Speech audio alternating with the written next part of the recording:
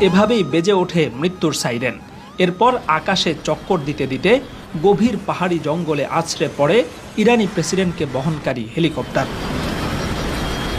প্রশ্ন উঠেছে, এটি কি স্বাভাবিক কোনো দুর্ঘটনা নাকি পরিকল্পিত হত্যাকাণ্ড? এই ঘটনায় ইসরায়েলের কোনো হাত রয়েছে? তিনটি হেলিকপ্টার একসাথে রওনা দিলেও শুধুমাত্র প্রেসিডেন্টের হেলিকপ্টার কিভাবে দুর্ঘটনায় পড়ল? নিরাপত্তা টিমের কাছে কি প্রতিকূল আবহাওয়া সম্পর্কে কোনো বার্তা ছিল না? প্রবল প্রতিকূল আবহাওয়ার মধ্যেও কেন হেলিকপ্টার টেক অফ করা হলো? সব মিলিয়ে এটা নিছক দুর্ঘটনা নাকি ভয়াল কোনো ষড়যন্ত্র? তদন্তের পরেই হয়তো তার উত্তর বেরিয়ে আসবে। আজারবাইজান সীমান্তবর্তী একটি বাঁধ উদ্বোধনের জন্য গতকাল ইরানের পূর্ব আজারবাইজান প্রদেশে গিয়েছিলেন প্রেসিডেন্ট ইব্রাহিম রাইসি। তেহরান থেকে বিমানযোগে তাবরিজ শহরে যাওয়ার পর সেখান থেকে হেলিকপ্টারে করে অনুষ্ঠানস্থলে গিয়ে তিনি